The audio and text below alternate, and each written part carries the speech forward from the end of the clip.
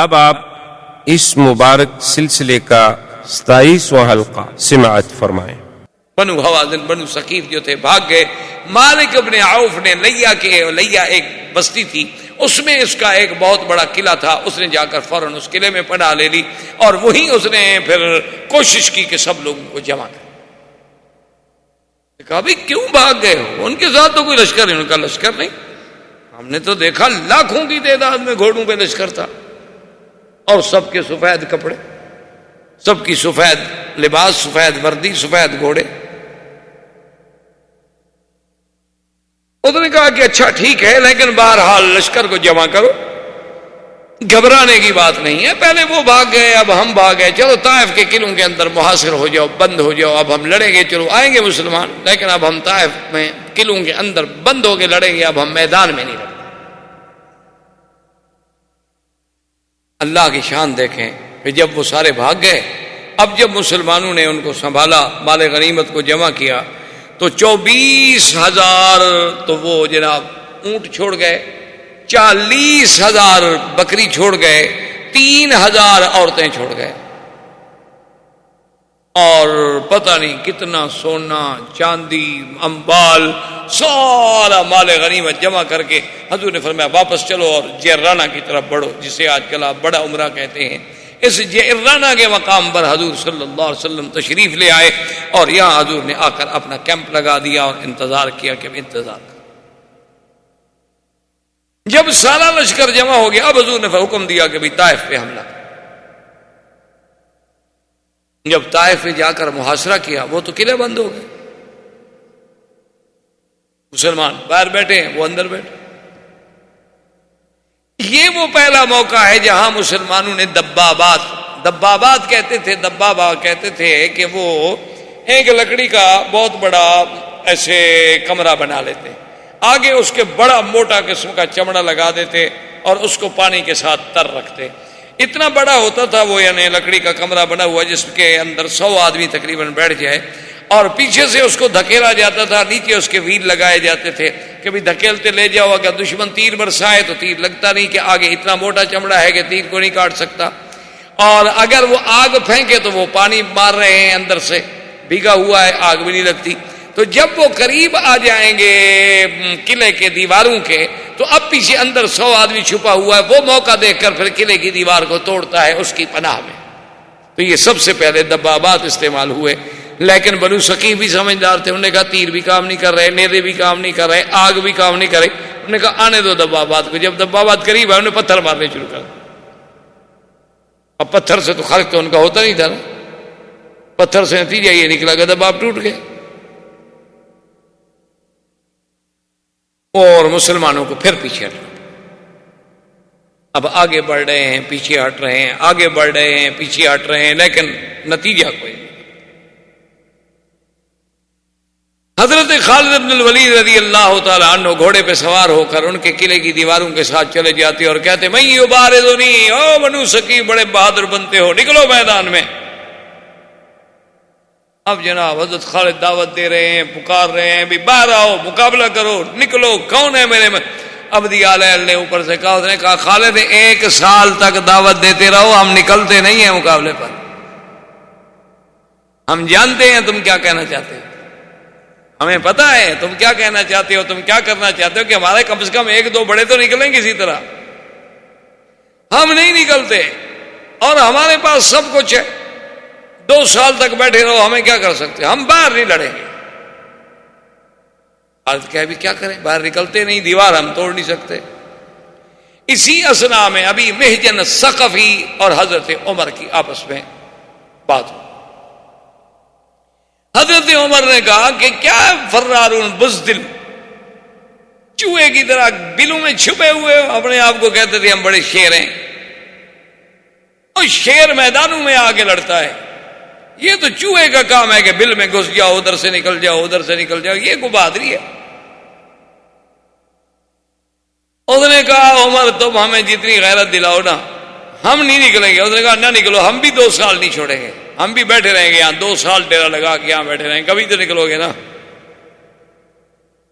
حضور نے حضرت ابو بکر کو بلایا، فرمایا ابو بکر اپنے صحابہ میں اعلان کرو الرحیل، واپس آؤ، طائف فتح نہیں ہو، طائف ہم فتح نہیں کر سکتے۔ کلمات آیا، انہوں نے کہا اللہ نے کہہ دیا وَأُخْرَىٰ لَمْ تَقْدِرُوا عَلَيْهَا، اور ایک ایسی علاقہ ہوگا، ایسی جماعت ہوگی جس پر تم آپ قادر نہیں ہوں گے، آپ فتح نہیں کر سکیں گے، مجھے وحی کے ذریعے خبر دے دی کہ ہم نہیں فتح کر سکتے۔ حضرت ابو بکر آئے تو حضرت عمر لڑے تھے ابھی بے جن سے زور زور سے، وہ ادھر سے اوپر سے قلعے سے کھڑے ہو کے بات کریں، یہ نیچے سے گھوڑے پہ کھڑے ہو کے بات کریں۔ نے کہا عمر جھگڑا نہ کرو، اذن رسول اللہ بالرحیل، حضور نے حکم دے دیا ہے کہ واپس رکھو۔ کیوں؟ اس نے کہا اللہ کا حکم ہے کہ یہ فتح نہیں ہوگا۔ اب حضور صلی اللہ علیہ وسلم واپس جعرانہ تشریف لائے، اور جعرانہ میں میرے مدنی پاک نے 10 دن تک انتظار فرمایا کہ شاید وہ طائف والے، وہ بنو ثقیف شاید وہ لوٹ آئے، شاید ان میں کوئی عقل آ جائے، شاید ان میں کوئی رجل رشید پیدا ہو جائے، ان کو سمجھا دے۔ لیکن 10 دن کی انتظار کے بعد جب کوئی نہ آیا تو حضور نے حکم دیا بھی اموال غنیمت تقسیم کرو۔ اور حضور صلی اللہ علیہ وسلم نے، یہ پہلا سال ہے جس میں مؤلفۃ القلوب، مؤلفۃ القلوب کا معنی یہ تھا کہ جو لوگ نئے نئے اسلام لائے تھے نا، ان کو حضور نے زیادہ مال دیا تھا کہ ان کی طرح دلجوئی ہو جائے، ان کی ہمت بندے کہ یار ہمیں اسلام میں دونوں فائدے ہو گئے نا، اسلام بھی ملا، خدا بھی ملا، دنیا بھی مل گئی۔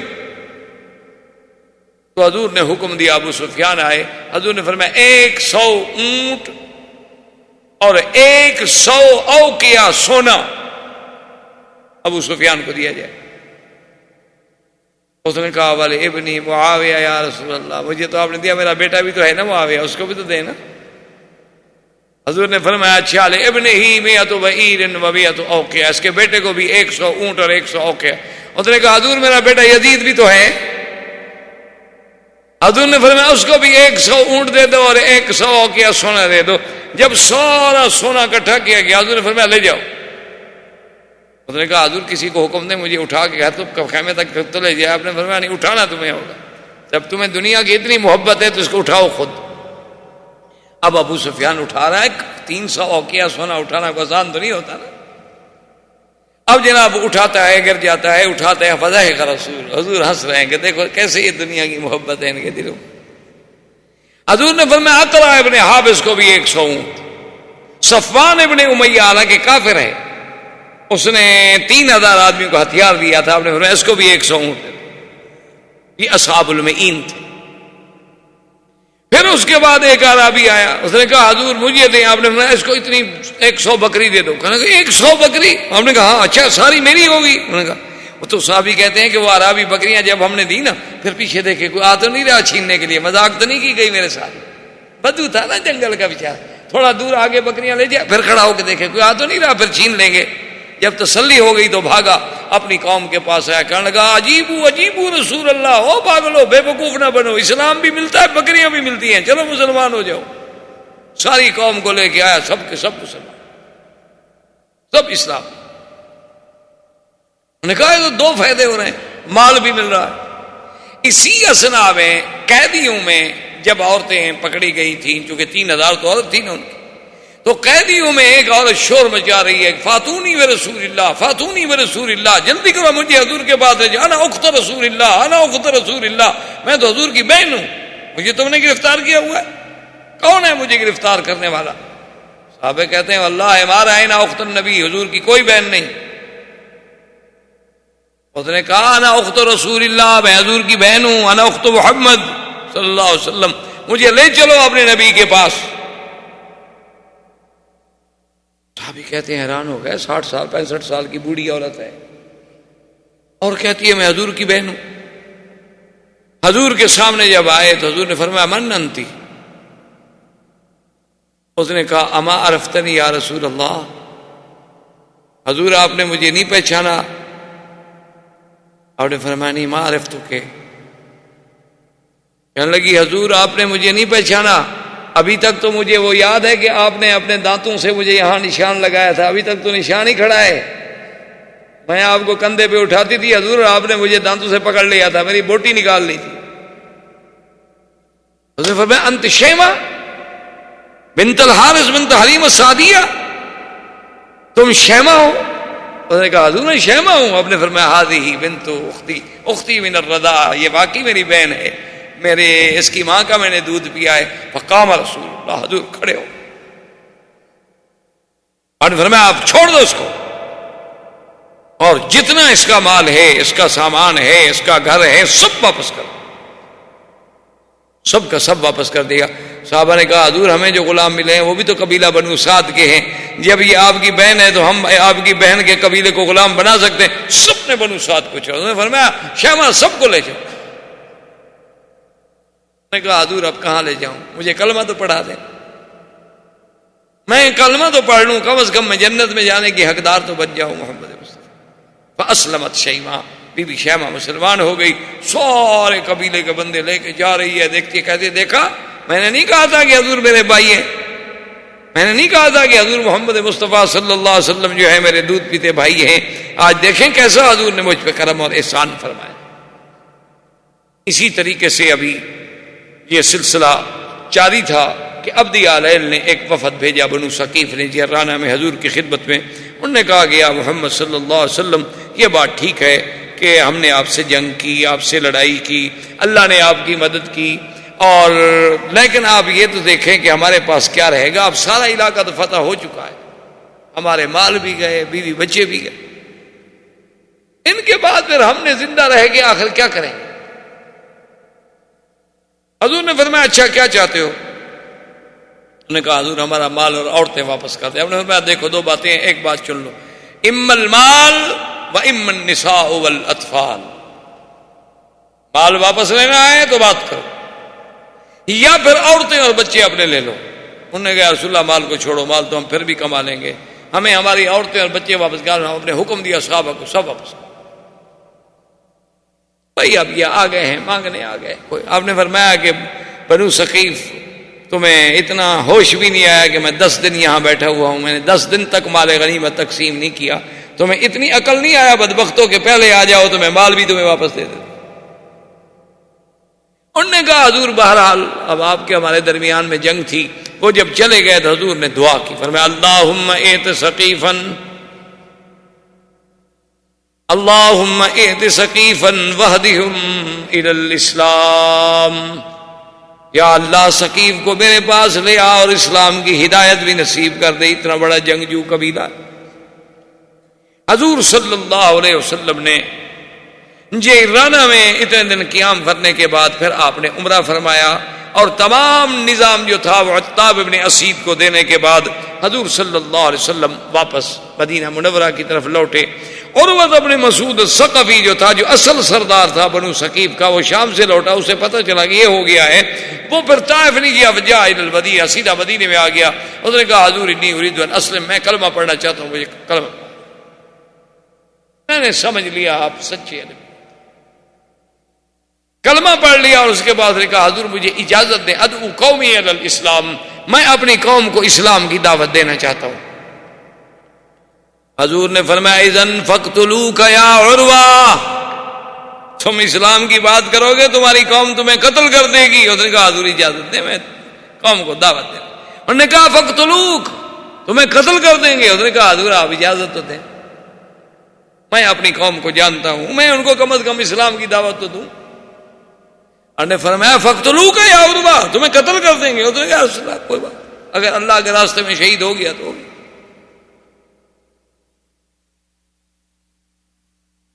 اب جناب جب واپس آئے تو یہ بنو ثقیف جو تھے یہ عزا کی پوجا نہیں، یہ لات کی پوجا کرتے تھے، اس کو کہتے تھے ربا. جب باہر سے آتے تھے تو پہلے ربا کے پاس جاتے تھے، وہاں سلام پڑھتے تھے، اور اس کا چومی چاٹی کرنے کے بعد پھر گھر میں جاتے تھے. تو اب عروہ ابن مسعود جو آیا تو جناب پوری قوم نے ڈھول تماشے استقبال ہار بار، ان کا سردار تھا، آ رہا تھا خوشی کی، لیکن وہ ربا کے پاس جانے کے بجائے گھر چلا گیا. اب ساری قوم پریشان کھڑی ہو، کہتے ہیں عجیب بات ہے، ماذا بلا ربا، ماذا بلا ربا، ربا کو کیا ہو گیا، ربا کے پاس نہیں گیا، ربا کے پاس نہیں گیا. نے کہا پتہ نہیں تھکا ہوا ہوگا، کوئی صبر تو کرو۔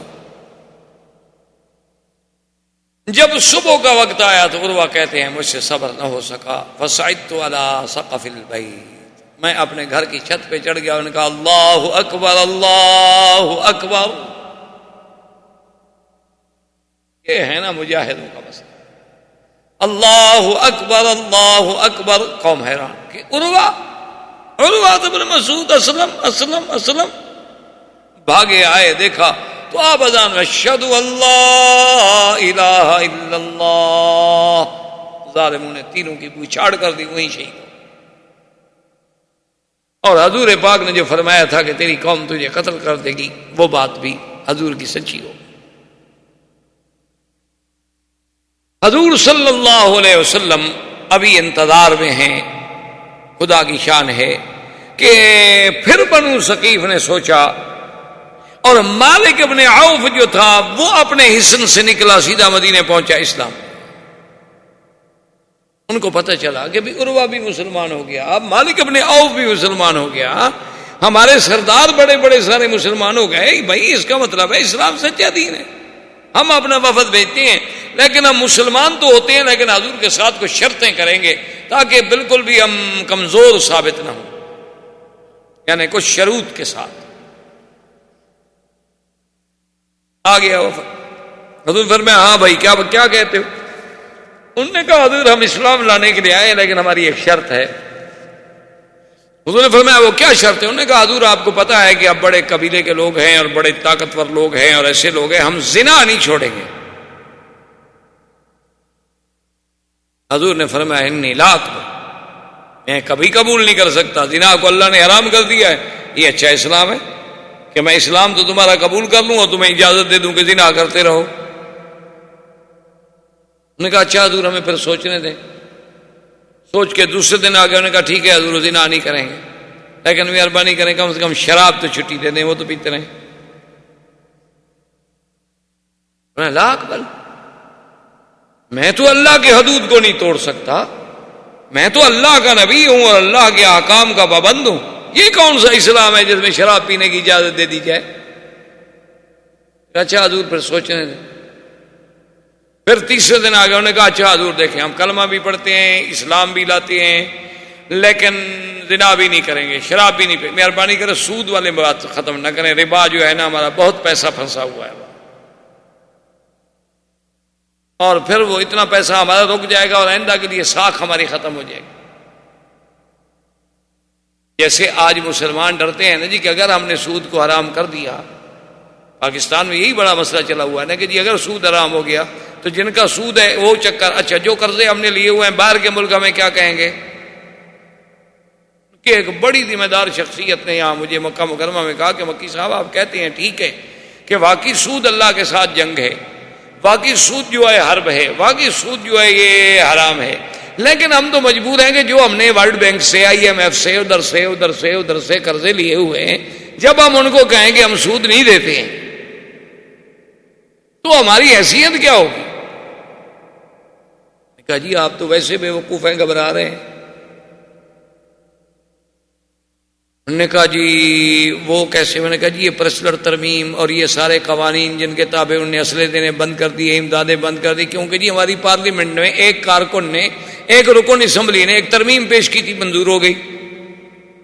وہ کہتے ہیں جناب یعنی صدر جو ہے وہ کہتا ہے جی میں چاہتا ہوں، میں جانتا ہوں، میں سمجھتا ہوں کہ آپ کے جہازوں کے پیسے ٹھیک ہیں، جہاز ہم نے آپ کو بیچے تھے، پیسے ہم نے آپ سے لیے تھے، جہاز ہمارے پاس کھڑے ہیں، اس جگہ کا کرایہ بھی ہم لے رہے ہیں، واقعی آپ کے ساتھ ظلم ہوا ہے، لیکن ہم کیا کریں کہ اسمبلی میں ایک قانون پاس ہو چکا ہے، اس کے تابع ہم آپ کو دے نہیں سکتے، ہم اس قانون کے آگے مجبور ہیں، اس میں ترمیم کرنے کے لیے ہم کوشش کریں گے۔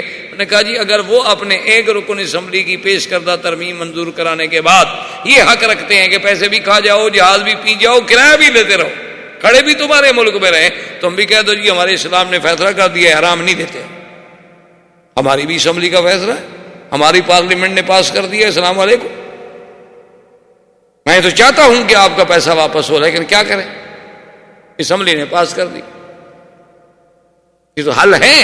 لیکن سوال یہ پیدا ہوتا ہے کہ اتنی قوت و توفیق اور ایمان بھی تو ہو نا، اصل بات تو وہی ہے کہ ایمان ہو. تو بہرحال انہوں نے کہا جی حضور نے فرمایا نہیں ایسا اسلام ہم قبول نہیں کرتے جس میں ربا ہو. نے کہا اچھا جی پھر سوچیں. چوتھے دن پھر آ گئے. انہوں نے کہا حضور چلو ہم زنا بھی نہیں کریں گے, شراب بھی نہیں پیئیں گے, سود بھی نہیں لیں گے, لیکن ایک مہربانی کریں وہ ہماری ربا جو ہے نا, ہمارا بت جو ہے جس کی ہم پوجا کریں اس کو نہ توڑیں, بس اتنا مہربانی کر دیں, اتنا رعایت ہماری کر دیں آپ کہ اس کو ہمارا جو وہ روزہ ہے نا وہ رہے, وہ ہمارا اڈا جو ہے نا وہاں آخر ہم پھر قوالی کہاں کریں گے. پھر ہم حجرا رونق ملا کہاں جی کریں گے. اگر یہ بھی اجڑ گیا بات تو مسجد میں تھوڑی کرنے دیں گے آپ قوالی. اس کے لیے بھی تو ہمیں کوئی مقام چاہیے نا. حضور نے فرمایا لا اقبل, میں یہ بھی قبول نہیں کر سکتا. اللہ نے مجھے حکم دیا غیر اللہ کی پرستش کو مٹانے کے لیے, اور میں کہوں کہ تمہاری ربا رہ جائے. انہوں نے کہا اچھا حضور پھر سوچو. جاؤ سوچو. پھر آ گئے 5 دن کے بعد. حضور فرمایا کیا کہتے ہو. انہوں نے کہا اچھا حضور ایسا کریں کہ ہم ربا کو نہیں توڑیں گے. دیکھنا ہم چلو کلمہ ہم پڑھ لیتے ہیں, مسلمان بھی ہو جاتے ہیں, ہم اس کو نہیں توڑیں گے, اور آپ اگر توڑنا چاہتے ہیں تو توڑ دیں, اور جو آدمی توڑے گا اگر تو اس کو کچھ ہو گیا پھر ہم ذمہ دار نہیں ہیں. پھر یہ نہ کہنا کہ آپ کی سازش ہے. حضور نے فرمایا نہیں کوئی فکر نہ کرو, آپ تمہیں ذمہ دار نہیں. حضور پاک نے فرمایا کہ جاؤ اپنی قوم کو کہو ہم قبول کرتے ہیں. حضور نے حضرت عمرو بن العاص کو بھیجا کہ ان کے ساتھ جاؤ, ربا کو توڑو, اور سب قوم اگر کرے تو بیعت علی الاسلام لے لو. اب یہ راستے میں پھر جناب مشورے میں لگ گئے. انہوں نے کہا ایک بات سنو, ایسا کرتے ہیں کہ عمرو بن العاص جا رہا ہے ہمارے ساتھ, اس کو عزت کے ساتھ لے جاؤ. یہ جب ربا کو توڑے نا 2 دن صبر کرو, اگر اس کو کچھ ہو گیا ہم مسلمان نہیں ہوں گے, پھر تو ہماری ربا ٹھیک ہے, ہم دوبارہ اس کو بنا لیں گے. کیا ہے خدا ٹوٹ گیا پھر بنا لیں گے. تو بناتے پہلے بھی تو ہم نے بنایا تھا نا, ہم ایک دفعہ پھر بنا لیں گے, کیا فرق پڑتا ہے. اور اگر اس کو کچھ نہ ہوا نا تو اس کا مطلب ہے کہ ہم جو کچھ کرتے رہیں بے وقوفی کرتے رہیں, کیونکہ اگر اس میں کچھ زور ہو تو اپنے توڑنے والے کا بھی کچھ نہ بگاڑ سکے تو ہماری کیا مدد کرے گی. نے کہا ان کا دل میں چھپاؤ, یہ بات کسی کو نہیں کہیں. حضرت عمرو بن العاص آئے جناب, لیا کلاڑا, کھڑے ٹوٹے ٹکڑے کر کے مٹی اٹھی ساری اٹھا کے پھینک کے سیدھی کر دی. 2 دن گزر گئے کچھ نہیں ہوا. آگے انہوں نے کہا جی اب ہمیں پتہ لگ گیا اسلام سچا مذہب ہے, اب صحیح مسلمان ہو. فاسلموا, سب کے سب اسلام لے آئے. حضور پاک صلی اللہ علیہ وسلم نے اسلام قبول فرما لیا. اب اس کے بعد 9 ہجری جو ہے یہ عام الوفود ہے کہ پھر جناب وفد کے وفد, جس کو قرآن کہتا ہے اذا جاء نصر اللہ والفتح ورأيت الناس يدخلون في دين الله افواجا فسبح بحمد ربك واستغفره انه كان توابا. اب ہر طرف سے فوجیں کی فوجیں لا رہی ہیں, سب اسلام میں داخل ہو رہے ہیں. زندگی باقی تو بات باقی. واللہ تعالی اعلم وعلمہ اتم. الحمد للہ رب العالمین والصلاة والسلام علی اشرف الانبیاء وسید المرسلین سیدنا ومولانا محمد وعلى آلہ واصحابہ اجمعین. اما بعد فقد قال اللہ تبارک وتعالی فی القرآن المجید والفرقان الحمید. اعوذ باللہ من الشیطان الرجیم. بسم اللہ الرحمن الرحیم. انفروا خفافا وثقالا وجاہدوا باموالکم وانفسکم فی سبیل اللہ ذالکم خیر لکم ان کنتم تعلمون. لو كان أرضا قريبا وسفرا قاصدا لاتبعوك ولكن بعدت عليهم الشقة. صدق الله العلي العظيم. قال النبي صلى الله عليه وسلم نصرت بالرعب مسيرة شهر أو كما قال رسول الله صلى الله عليه وسلم. برادران اسلام، واجب الاحترام بزرگوں، دوستوں، بھائیوں، عزیز نوجوانوں، سلسلہ دروس سیرت نبویہ علی صاحب الصلاۃ والتحیہ میں اللہ تبارک و تعالی کی توفیق سے ولادت باسعادت مبارک سے لے کر فتح خیبر، اس کے بعد فتح مکہ، اور اس کے بعد غزوہ حنین، غزوہ حنین سے واپسی مدینہ منورہ، اور پھر اس کے بعد بنو ثقیف اور بنو حوازن کے وفد کا آنا اور اسلام لے آنا۔ اب اس کے بعد 9 ہجری جو ہے اس کو اصحاب سیر اور اصحاب تاریخ جو ہیں وہ کہتے ہیں عام الوفود، کہ اس سال میں حضور کی خدمت میں بڑے وفد آئے، اور یہی وہ سال مبارک ہے کہ جس میں حضور صلی اللہ علیہ وسلم نے ارادہ فرمایا اہل روم کے ساتھ مقابلے کا۔ جیسا کہ آپ لوگوں پہ الحمدللہ واضح ہے کہ اس دور میں یہ 2 ہی بڑی طاقتیں تھیں جنہیں آپ سپر پاور کہہ سکتے ہیں، ایک فارس اور ایک روم۔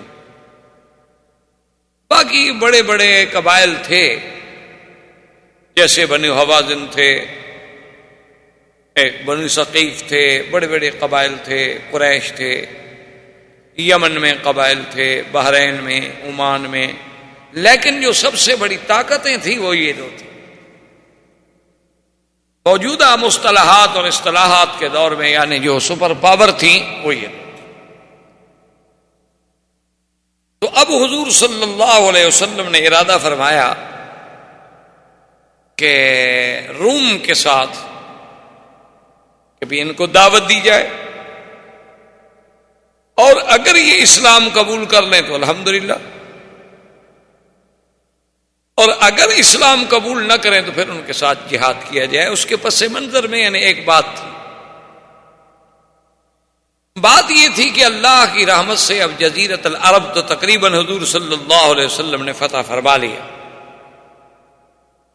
تو دشمنوں کو ایک موقع ملتا تھا کہ شاید اللہ نے جو نبی بھیجے ہیں محمد پاک صلی اللہ علیہ وسلم وہ عرب کے لیے ہیں، عرب میں پیدا ہوئے، اور اللہ تبارک و تعالیٰ نے انہیں حکم یہی دیا ہے انذر عشیرتک الاقربین، کہ اپنے اپنے قریبی اور قبائل جو ہیں رشتہ دار جو ہیں ان کو آپ ڈرائیں۔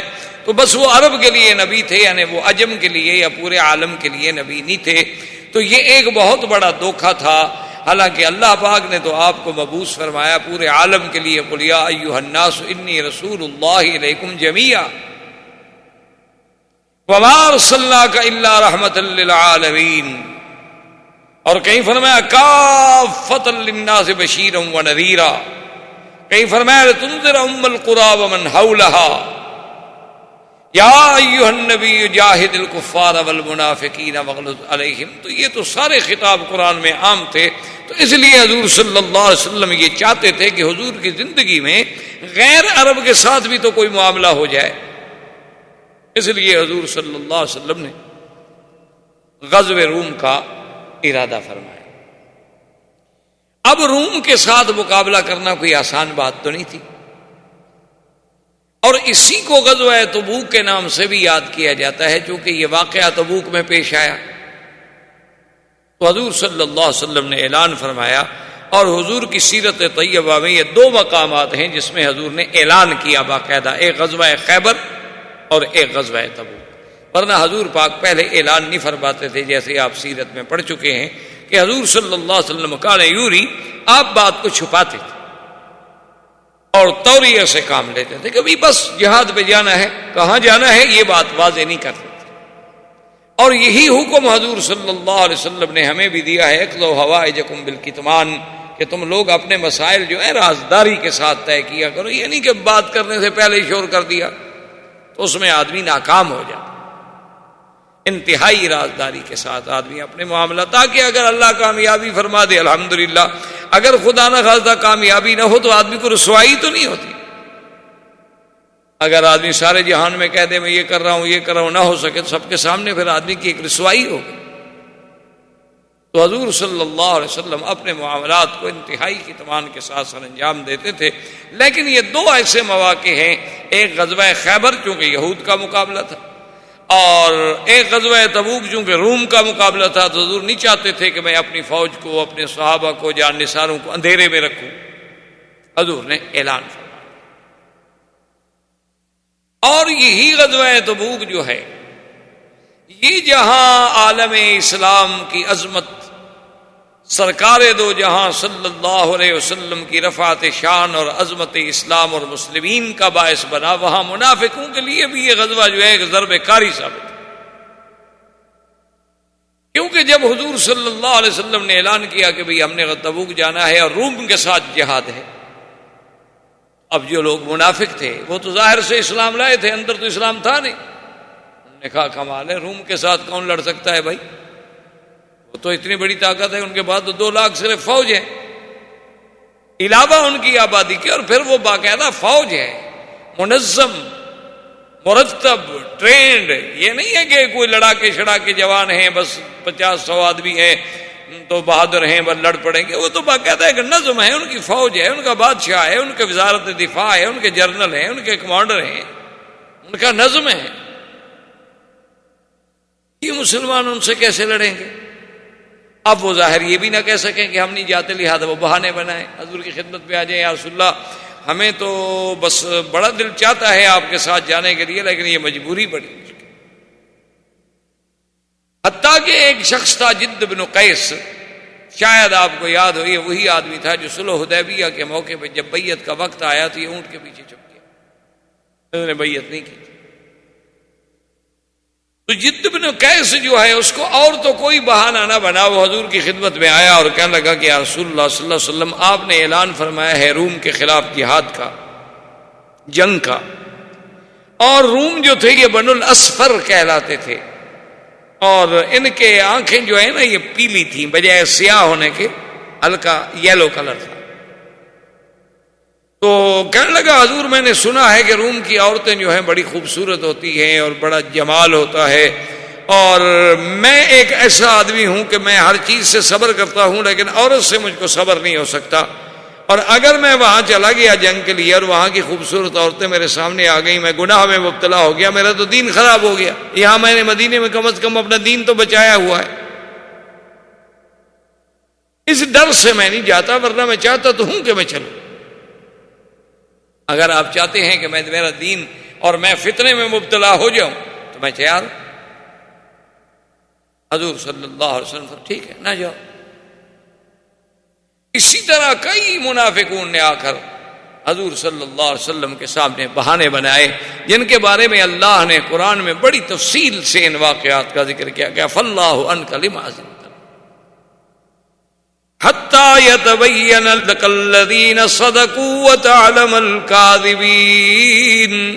محمد عربی صلی اللہ علیہ وسلم، اللہ نے آپ کو معاف تو کر دیا، لیکن آپ نے ان کو کیوں اجازت دے دی؟ آپ ان کو اجازت نہ دیتے تو بات کھل جاتی نا، آپ کہتے کہ نہیں چلو،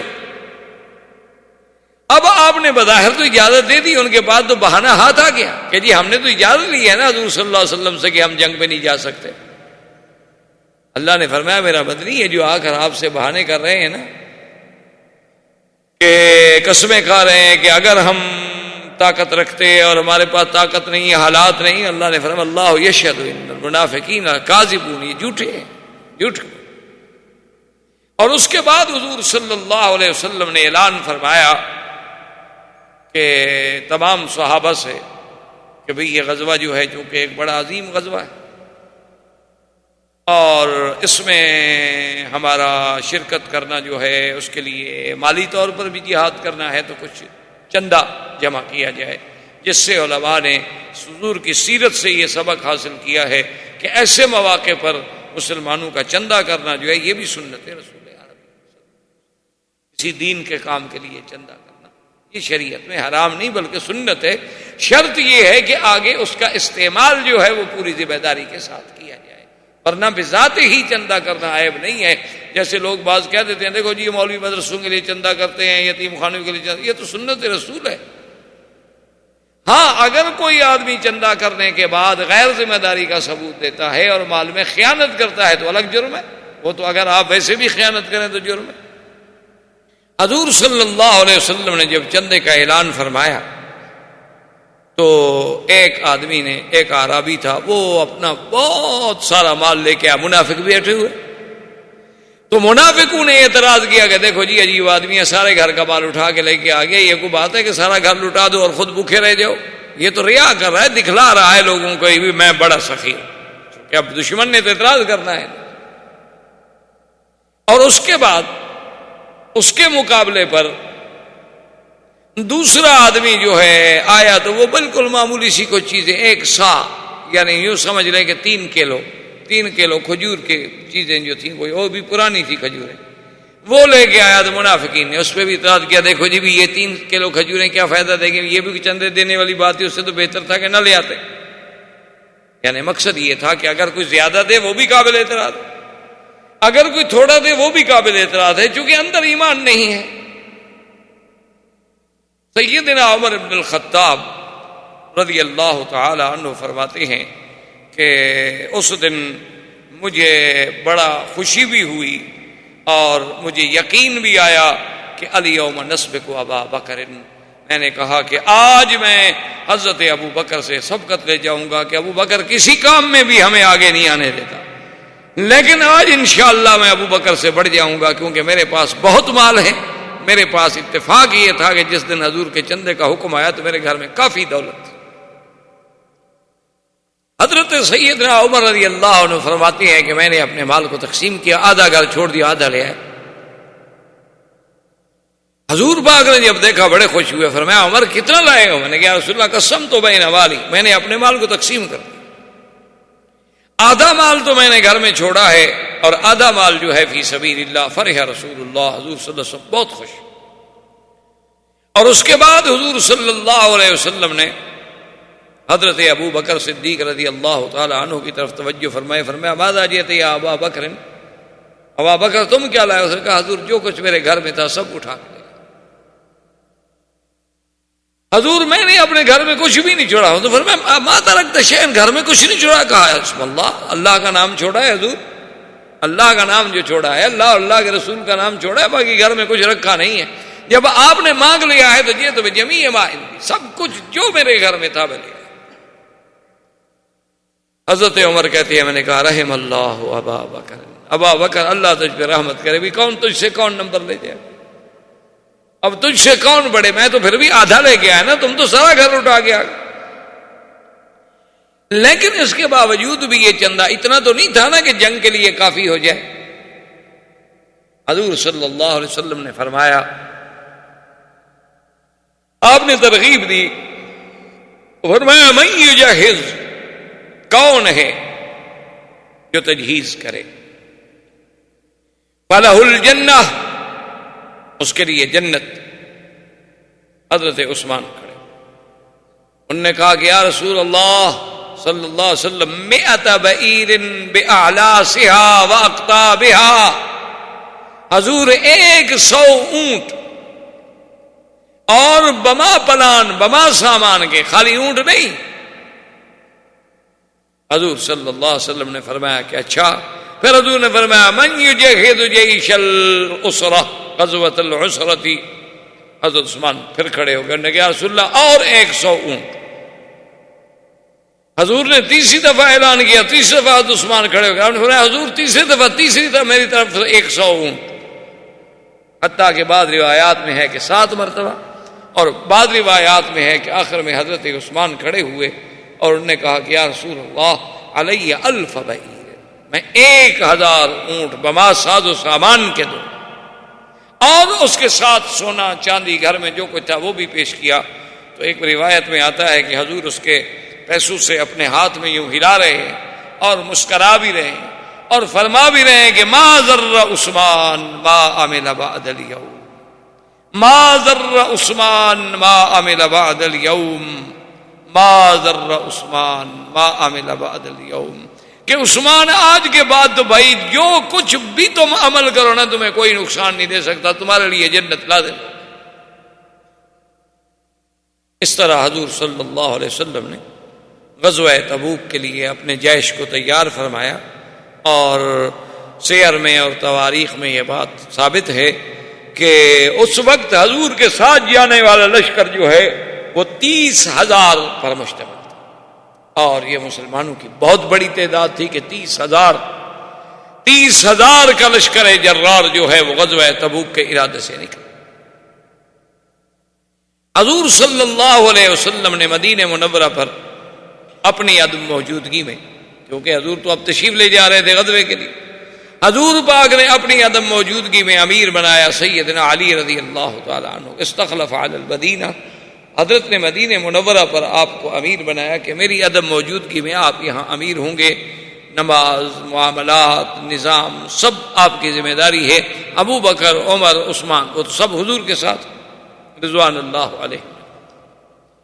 منافقین کو موقع ملا، منافقوں نے حضرت علی رضی اللہ تعالی عنہ کو آہستہ آہستہ یہ کہنا شروع کر دیا کہ استسقى لك رسول اللہ، معلوم ہوتا ہے اب تم حضور پہ بوجھ بن گئے ہو، اس لیے حضور تمہیں پیچھے چھوڑ کے جا رہے ہیں، ورنہ دیکھو یہ موقع ہے، روم کا مقابلہ ہے، ابو بکر، عمر، عثمان سب کو تو ساتھ لے جا رہے ہیں اور آپ کو بچوں میں چھوڑ کے جا رہے ہیں۔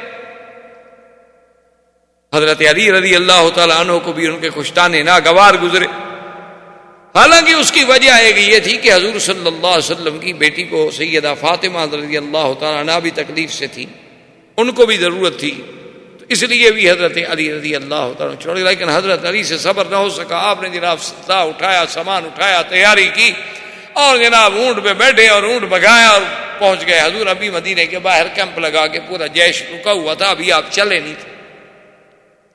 حضور صلی اللہ علیہ وسلم نے جب دیکھا کہ سیدنا علی رضی اللہ تعالی عنہ آ گئے تو فرمایا ماذا جاء بک یا علی، علی آپ کیسے آئے؟ تو اس نے کہا رسول اللہ استخلفتنی علی الاطفال والنساء، مجھے بچوں عورتوں کے ساتھ چھوڑ کے جا رہے ہیں آپ، اور سب بہادر آپ کے ساتھ جنگ میں جا رہے ہیں اور میں یہاں بچوں میں رہوں؟ تو آپ نے فرمایا اما ترضى انت منی بمنزلۃ ہارون من موسیٰ الا لا نبی بعدی۔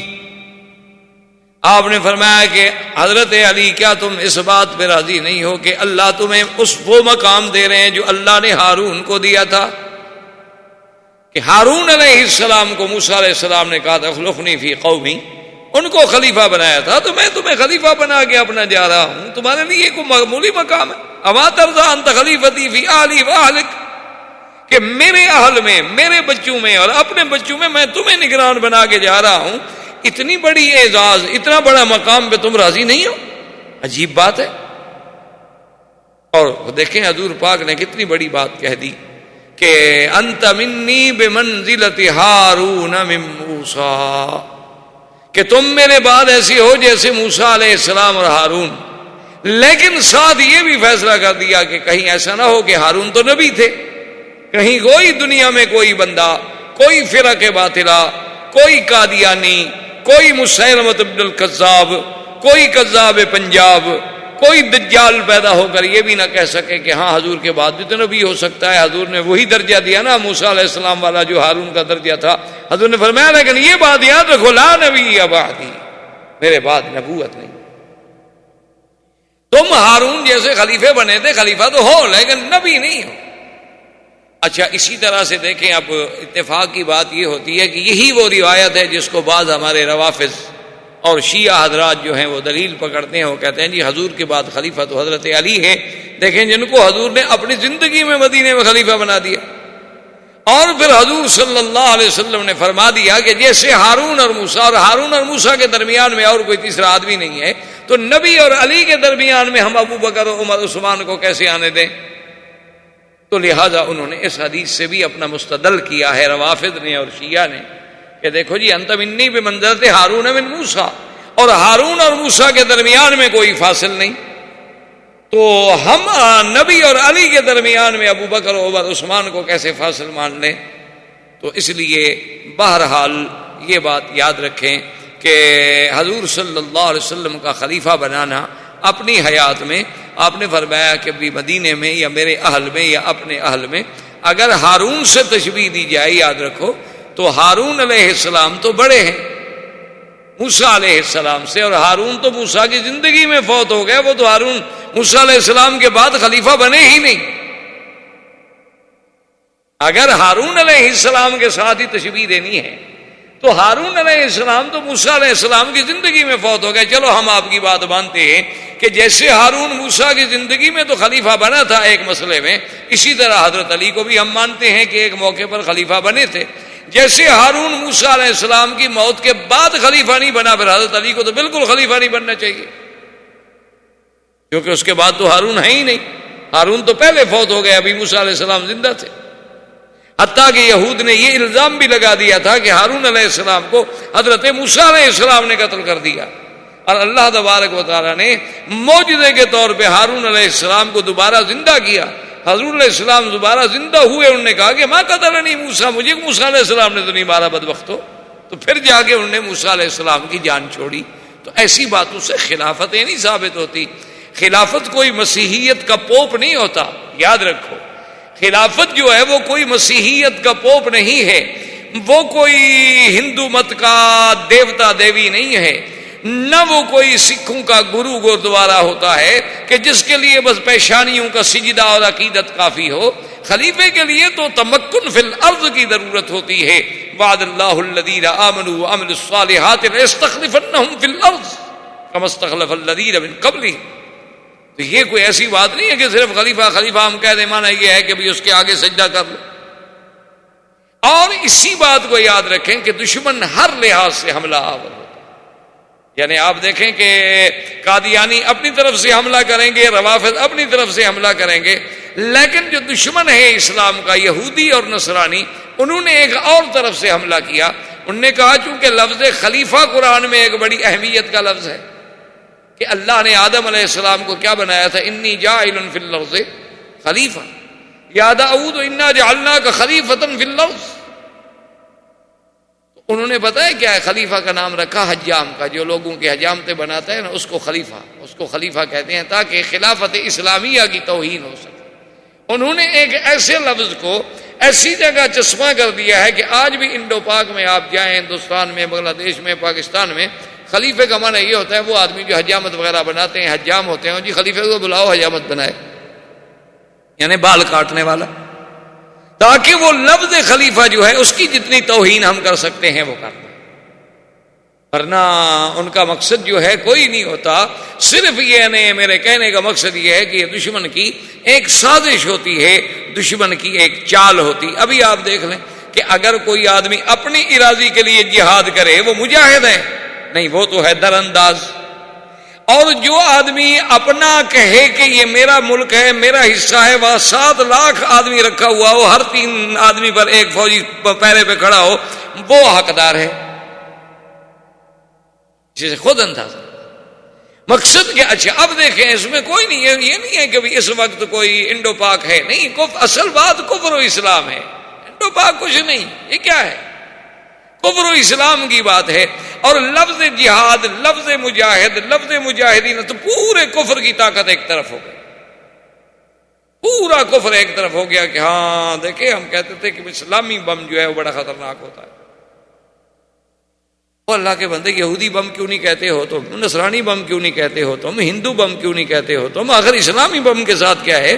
اس میں کون سا اسلام کا کوئی اندر پن لگی ہوئی ہے؟ باقی اس میں نہ یہودیت کی پن ہے، نہ ہندو مت کی پن ہے، نہ نصرانیت کی پن ہے، نہ صہیونیت کی پن ہے. کیا بات ہے آخر؟ کچھ تو ہے نا جس کی رازداری ہے. تو اس لیے بہرحال تو ہر آدمی اپنے اپنے لفظوں سے غلط فائدہ اٹھانے کی کوشش کرتا ہے. حالانکہ بات صرف اتنی تھی کہ سیدہ فاطمہ مریضہ تھی اور حضور صلی اللہ علیہ وسلم کے قریب ترین، آپ کے اقرب ترین آدمی رشتے میں کون تھے؟ سیدنا علی رضی اللہ تعالیٰ عنہ. تو لازمی بات ہے کہ آپ نے انہیں کوئی خلیفہ بنا. اب منافقین کا کردار دیکھیں. منافقین نے عبداللہ ابن ابی کی ریاست میں، جو منافقوں کا سردار تھا، انہوں نے بھی مدینہ منورہ سے باہر نکل کے ایک کیمپ لگایا اور اپنے سارے لوگوں کو وہاں لے آئے. بظاہر یہی تاثر دیا کہ بھی حضور جو جا رہے ہیں ہم بھی جا رہے ہیں. لیکن 1-2 دن کیمپ لگانے کے بعد کہا کہ چلو جی واپس چلے، مدینہ روم سے لڑنا ہے، موت کو دعوت دینے والی بات ہے، یہ کوئی لڑنا ہے؟ کوئی عقل کی بات ہے کہ 30,000 آدمی لے کے 2 لاکھ کے پر مقابلے کے لیے چل پڑو؟ اور پھر دیکھو روم والے اپنے گھر میں بیٹھے ہوئے ہیں، انہوں نے ہم پر حملہ نہیں کیا، چڑھائی نہیں کی، جنگ نہیں کی. یہ کون سی بات ہے کہ ہم جا کے زبردستی ان سے لڑیں؟ اور تیسری بات یہ ہے کہ اس وقت عین کھجوروں کے پکنے کا زمانہ ہے، عین شدت کی گرمی ہے، فصل آنے کا وقت ہے، سارے سال کی کمائی تو ہم مدینے والوں کو یہی کھجوروں کے باغ ہیں، اگر ہم چلے گئے تو ان کھجوروں کو کون سنبھالے گا؟ اس کا مطلب یہ ہے کہ ہم اقتصادی طور پر بھی برباد ہو جائیں اور ملے گا بھی کچھ نہیں، اس لیے یہ لڑنے کا وقت نہیں ہے، لہذا ہم تو واپس جا رہے ہیں۔ مقصد یہ تھا کہ جب میں نکلوں گا تو بہت سارے لوگ جو ہے نکلیں گے، اور اس کے بعد نہیں نکلیں گے تو چلو دل تو ٹوٹ جائے گا۔ دیکھو نا، اب ہم مقابلے پہ نکلیں، 50 آدمی بیٹھے ہیں، 25 آدمی کہیں ٹھیک ہے جی آپ جائیں، ہم تو نہیں جاتے، تو 12-25 کا دل تو ٹوٹے گا۔ عبداللہ ابن ابی اپنے آدمی لے کر واپس مدینہ چلا گیا، اس نے کہا میں نہیں جاتا، ٹھیک ہے نہ جاؤ۔ اور کچھ لوگ ایسے بھی تھے کہ جو پیچھے رہنا نہیں چاہتے تھے لیکن حالات کی بنا پر پیچھے رہ گئے، ان میں ایک تھے ابا خیثمہ، ان میں 12 صحابہ تھے، وہ حالانکہ نہیں چاہتے تھے کہ ہم پیچھے رہیں، لیکن اتفاق بعض نے کہا اچھا جی میں حضور صلی اللہ علیہ وسلم تو قافلہ چلے گا نا 30,000 کے آدمی کی رفتار الگ ہوتی ہے، اکیلا آدمی اگر چلے تو الگ ہوتی ہے، میں اگر اونٹ چلاؤں گا تو وہ جو 4 دن میں سفر کریں گے میں 1 دن میں کر لوں گا، میں پکڑ لوں گا۔ تو کچھ لوگ جو تھے وہ اس طرح پر بھی رہے۔ حضور صلی اللہ علیہ وسلم نے اپنے قافلے کو چلایا اور راستے پر گزر ہوا مقام ہجر، جسے مدائن صالح بھی کہتے ہیں۔ آپ مدینہ منورہ سے اگر تبوک کی طرف جائیں تو یہ سب چیزیں راستے میں آتی ہیں۔ مقام ہجر پہ جب پہنچے، مدائن صالح میں پہنچے، تو صحابہ نے جب پڑاؤ کیا تو فوری طور پر صحابہ نے وہاں جو پانی تھا پانی بھرا اور اس سے آٹا بنایا، کسی نے کھانا بنایا، کسی نے کچھ کیا۔ حضور صلی اللہ علیہ وسلم کچھ لیٹ پہنچے، جب حضور صلی اللہ علیہ وسلم تشریف لائے، حضور نے بھائی کیا کر رہے ہیں؟ انہوں نے کہا حضور پڑاؤ کیا ہے اور کھانا وانا پکا رہے ہیں۔ انہوں نے کہا تمہیں نہیں پتا اما تعلمون انہا موضع عذاب، یہ تو وہ جگہ ہے جہاں اللہ کا عذاب اترا ہے، تم اللہ کے عذاب کی جگہ پہ بیٹھ رہے ہو۔ عجیب آدمی، جہاں اللہ کا عذاب آئے وہاں سے آدمی کو جلدی جلدی جانا چاہیے، اور حکم دیا کہ جو لوگوں نے کھانا بنایا ہے، آٹا بنایا ہے، جو کچھ بنایا اپنے جانوروں کو کھلا دو، کوئی عذاب والی چیز استعمال نہ کرے۔ جس موضع پر عذاب آ جائے اس کا پانی، اس کا مقام استعمال نہیں کرنا چاہیے، کیونکہ یہ تو عذاب کی جگہ ہے، کہیں ایسا نہ ہو کہ اللہ کا عذاب ہم پر بھی آ جائے۔ تو سب جانوروں کو کھلا دیا گیا۔ آگے چلے، جب اس مقام سے نکل گئے تو صاحب نے کہا رسول اللہ علیہ عندنا ماء، ہمارے پاس تو پانی نہیں ہے اور 30,000 کا لشکر ہے۔ فدعا رسول اللہ صلی اللہ علیہ وسلم، حضور نے ہاتھ اٹھائے اور دعا مانگی کہ اللہم اسقنا، یا اللہ آپ ہمیں پانی پلائیں، ہمارے پاس تو پانی نہیں۔ صحابہ کہتی ہیں کہ واللہ ما رأینا سحابۃ فی السماء، ہم نے آسمان پہ کوئی بادل کا ٹکڑا بھی نہیں دیکھا تھا، لیکن ابھی حضور نے ہاتھ نیچے بھی نہیں گرائے تھے کہ بادل گھر کے آ گیا اور بارش شروع ہو گئی۔ ہم نے پانی پیا، جانوروں کو پلایا، برتنوں میں بھرا، غسل کیا، اتنا پانی۔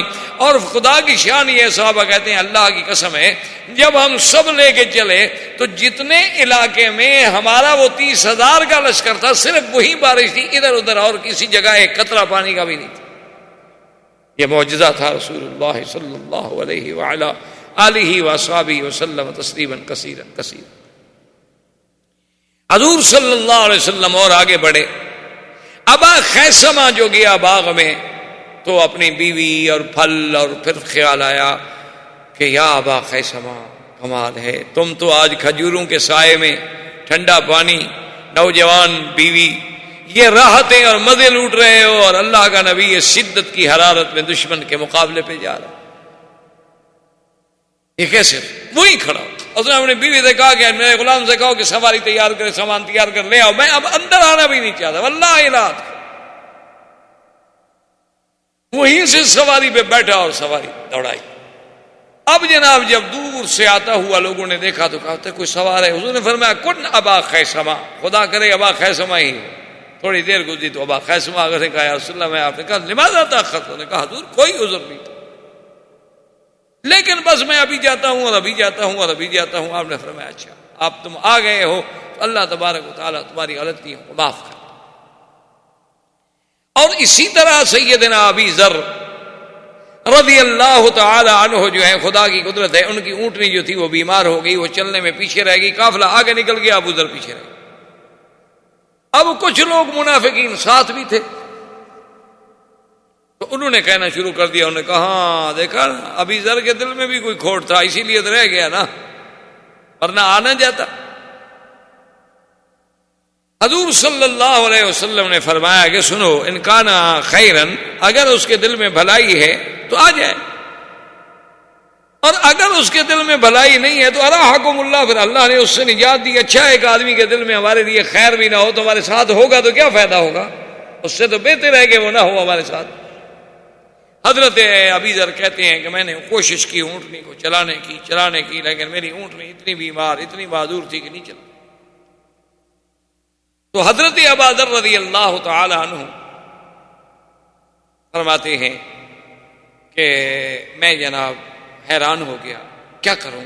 پھر میں نے اپنی اونٹنی کو چھوڑ دیا، سامان بھی جتنا چھوڑا کر سکتا تھا معمولی سا لے لیا، اور پیدل میں نے کہا بھی اب قافلے کو چھوڑتا نہیں ہوں، پیدل چلتا ہوں، موت آ گئی تو اللہ کی مرضی۔ اب قافلہ 30,000 اونٹوں پہ جا رہے ہیں اور ابھی ادھر پیچھے اکیلا پیدل جا رہا ہے۔ اچھا وہ تو رات کو دن پڑاؤ بھی کرتے، آرام بھی کرتے، لیکن ابھی ادھر کوئی آرام نہیں کر رہا، چل رہا ہے۔ کافی دیر کے بعد ایک مقام پہ حضور صلی اللہ علیہ وسلم بیٹھے تھے، تشریف فرما تھے، تو دور سے ایک آدمی چلتا ہوا آیا۔ اب ہر آدمی اپنی رائے دے رہا ہے، کوئی کہہ رہا ہے یار فلاں بندہ لگتا ہے، کوئی کہتا ہے فلاں بندہ لگتا ہے۔ حضور نے فرمایا کن ابا ذر، خدا کرے کہ ابا ذر۔ تھوڑی دیر گزری، قدم ابی ذر، حضرت ابی ذر آ گئے تو فرمایا کیا ہو گیا؟ اس نے کہا رسول اللہ میری تو اونٹنی بیمار ہو گئی، آخر میں نے اونٹنی چھوڑ دی۔ حضور صلی اللہ علیہ وسلم نے فرمایا یمشی وحدہ ویموت وحدہ ویبعث وحدہ۔ ابو ذر میرا ایسا ہے کہ چلتا بھی اکیلا ہے، جب موت آئے گی تب بھی اکیلا ہوگا، اور جب قبر سے اٹھے گا تب بھی اکیلا ہوگا۔ یہ تو ہے ہی عجیب، کیونکہ حضرت ابی ذر جو تھے نا یہ بڑے زاہد آدمی تھے، اتنا آدمی تھے کہ یہ یعنی اپنے اجتہاد کے اعتبار سے یہ دوسرا کپڑا رکھنے کے بھی قائل نہیں تھے۔ مقصد وہ کہتے دوسرا جوڑا حرام، بس جو پہنا ہوا ہے ٹھیک ہے بس۔ اچھا ابھی کھانا بچ گیا ہے کل کے لیے رکھو، کہتے یہ بھی حرام ہے۔ بھئی گھر میں کم سے کم خرچہ تو رکھ لیں، ایک مہینہ کہتے یہ رکھنا بھی حرام ہے، بس جو اللہ نے دیا ہے کھا لو، باقی خیرات کر دو، کل کا دیکھا جائے گا۔ اسی لیے حضرت ابی ذر رضی اللہ تعالی عنہ کے اس اجتہاد اور زہد اور تقوی کو دیکھ کر حضرت عثمان نے اپنے زمانے میں منت کی، انہوں نے کہا حضرت ابی ذر آپ کے ساتھ کوئی نہیں گزارا کر سکتا، اور آپ اصحابی رسول ہیں، آپ کا انکار بھی کوئی نہیں کر سکتا، مہربانی کریں آپ مدینے سے باہر رہیں، آپ کے فتوے پر نہیں چل سکتی دنیا۔ حضرت عثمان نے معافی مانگی اور حضرت ابی ذر جو تھے ربضہ میں چلے گئے، مدینہ منورہ سے دور چلے گئے، اور اپنی بیوی سے کہہ دیا کہ دیکھو اب ہم اکیلے ہیں، اور میرے نبی نے کہا تھا کہ یمشی وحدہ ویموت وحدہ، میں نے مرنا بھی شاید اکیلا ہے، اسی لیے مدینہ چھوڑ کے ربضہ میں آ گیا ہوں، جب میں مر جاؤں تو تم مجھے غسل تو دے نہیں سکتی ہو، اکیلی عورت کیا کرو گی، ایک چھوٹا غلام ہے، میری چارپائی گھسیٹ کے اب جو ہے سڑک پہ رکھ دینا، علی قارعۃ الطریق، راستے پہ رکھ دینا، کوئی گزرے گا تو جنازہ پڑھ لے گا نا، تو کوئی جنگل کے جانور کھا جائیں گے، چھوڑ دے۔ ٹھیک، خدا کی قدرت، ابی ذر فوت ہو گئے اب اکیلے، ایک بیوی ہے بوڑھی اور ایک چھوٹا سا غلام ہے بیچارہ۔ اس کے بعد جناب انہوں نے جو کچھ ان سے بن پڑا غسل کیا، اس کے بعد جنازہ کفن وغیرہ پہنایا اور سڑک پہ لا کے رکھ دیا۔ کیا کریں، وہاں کوئی مسلمان ہی نہیں، جنازہ پڑے کون قبر کھودے۔ تھوڑی دیر ہی ابھی گزری تھی کہ حضرت عبداللہ ابن مسعود رضی اللہ تعالی عنہ حضور کے صحابی جلیل القدر قافلہ لے کے گزرے، دیکھا کہ راستے پہ، انہوں نے کہا من آتا، انہوں نے کہا ابی ذر فبقى عبداللہ۔ حضرت عبداللہ بن مسعود رو گئے، رونے لگے، فرمایا سمعت رسول اللہ صلی اللہ علیہ وسلم یقول یمشی وحدہ ویموت وحدہ ویبعث وحدہ۔ انہوں نے کہا خدا کی قسم میں نے حضور سے سنا تھا، حضرت ابی ذر کے بارے میں حضور نے فرمایا تھا کہ یہ اکیلا رہتا ہے، اکیلا مرے گا، اکیلا اٹھے گا، اللہ کے نبی کا فرمان صدق رسول اللہ۔ تو حضرت عبداللہ بن مسعود نے قافلہ روکا، قبر تیار ہوئی، جنازہ پڑھا، اور ابی ذر رضی اللہ تعالی عنہ کو بڑے شان اعزاز کے ساتھ دفن کر دیا گیا۔ تو حضور کی وہ بات جو آپ نے غزوہ تبوک کے موقع پر فرمائی تھی وہ سچی۔ حضور صلی اللہ علیہ وسلم جب تبوک میں پہنچے تو تبوک کے ساتھ ہی قریب میں ایک قبیلہ تھا، قبیلہ بنو ایلہ۔ حضور نے حکم دیا خالد کو کہ ان پہ چڑھائی کرو۔ خالد نے چڑھائی کی. انہوں نے کہا جی ہم جزیہ دیتے ہیں, ہم لڑتے نہیں.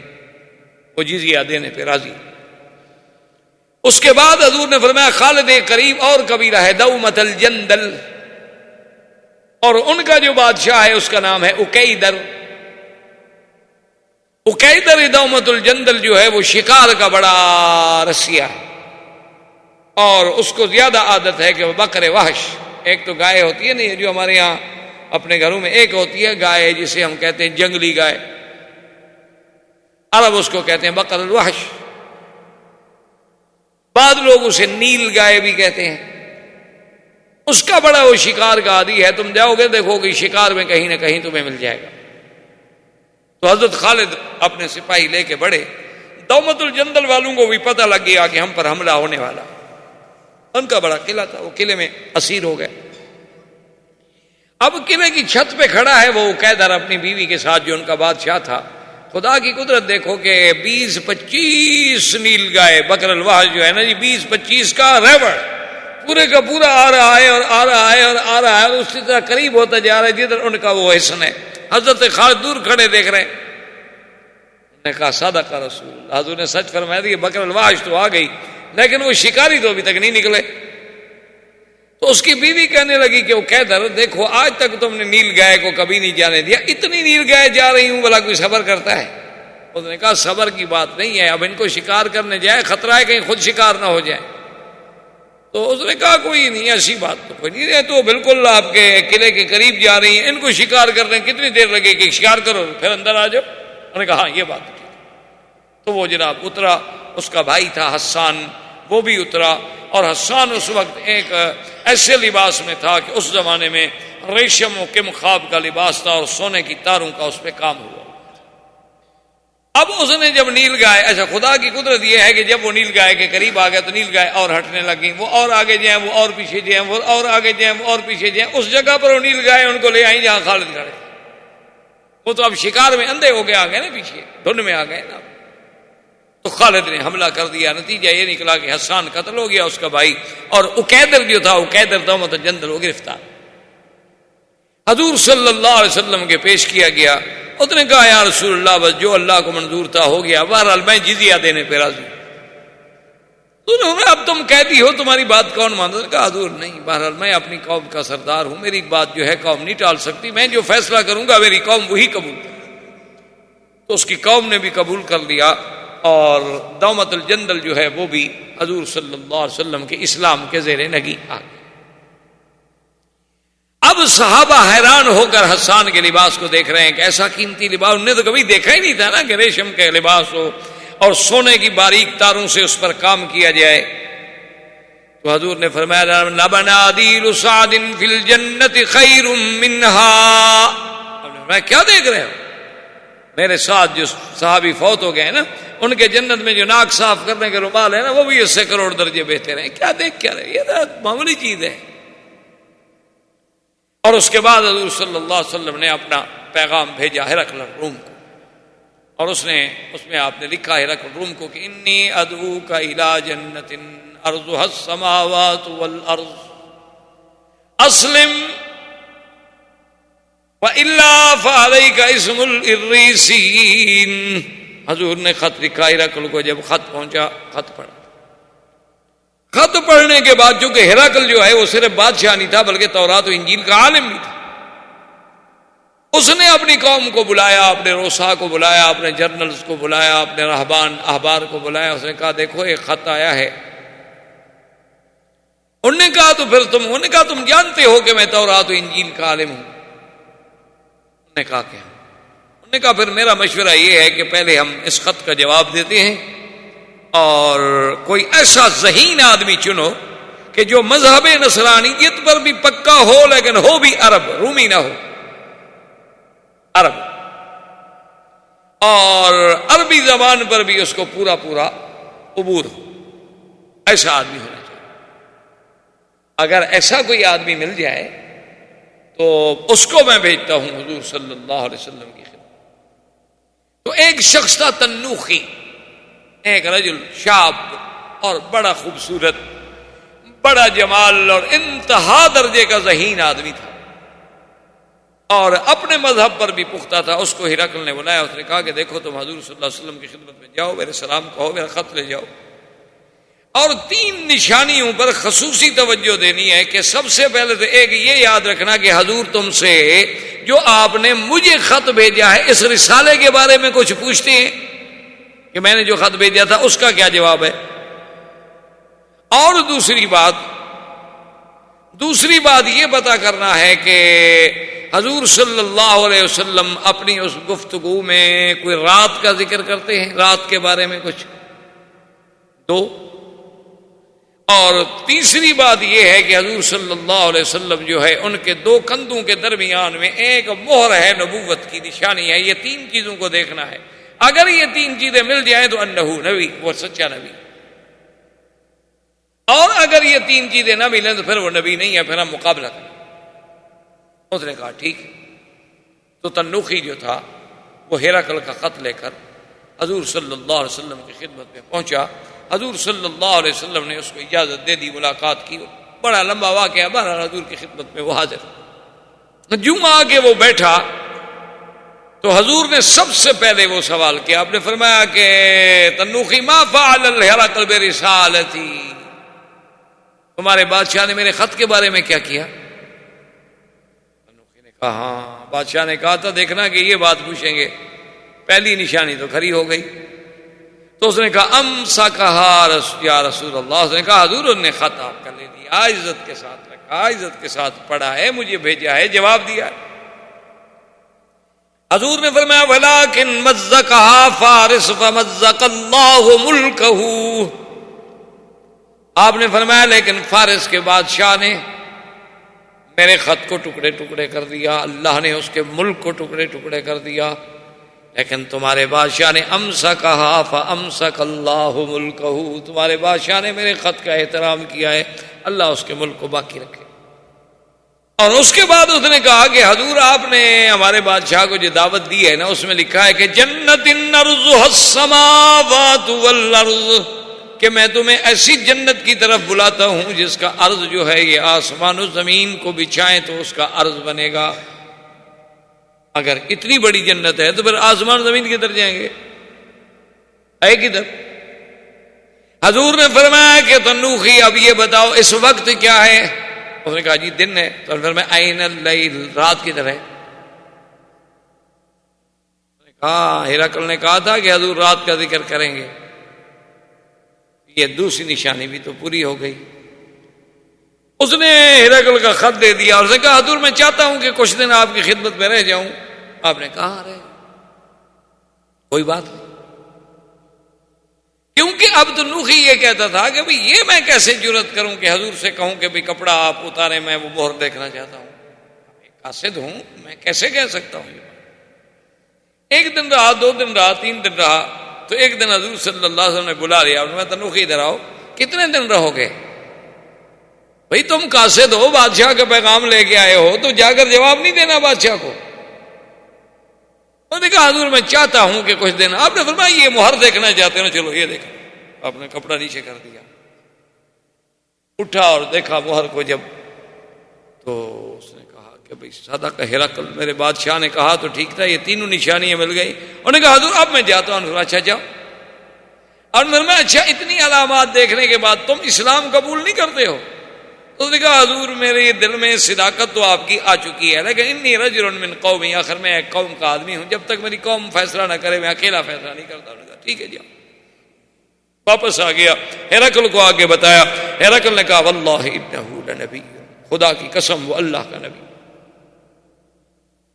ہرقل نے اب سارے جرنل, سارے بڑے بڑے عمائدین, مدنی, سول, فوجی, سب کو بلایا. اس نے کہا دیکھو بات سن,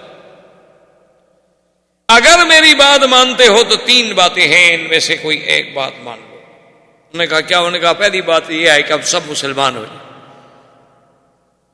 کہا کیوں؟ انہوں نے کہا جب وہ اللہ کا سچا نبی ہے, سب نشانیاں مل گئی ہیں, تو یہ کوئی ضد ہے؟ ہم تورات و انجیل پڑھنے والے لوگ ہیں, ہم جانتے ہیں کہ ایک نبی نے آنا تھا, وہ آ گیا. انہوں نے کہا نہیں ہم اسلام تو نہیں.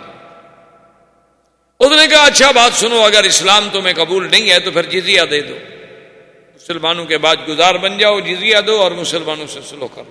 انہوں نے کہا کمال ہے ہرقل، ساری دنیا ہمیں جزیہ دیتی ہے، ہم سپر پاور ہیں، اب ہم مسلمانوں کو جزیہ دیں، یہ کیسے ہو سکتا؟ یہ تو ممکن نہیں۔ تو اس نے کہا اچھا اب تیسری بات یہ ہے، اگر یہ دونوں باتیں نہیں مانتے ہو تو پھر میری ایک تیسری بات مانو۔ انہوں نے کہا وہ کیا؟ اس نے کہا کہ میری رائے یہ ہے کہ لا تقاتلوہ، اس کے ساتھ جنگ نہ کرو۔ احباب کرام، اس کے بعد اب آپ اس مبارک سلسلے کی CD نمبر 28 سماعت فرمائیں۔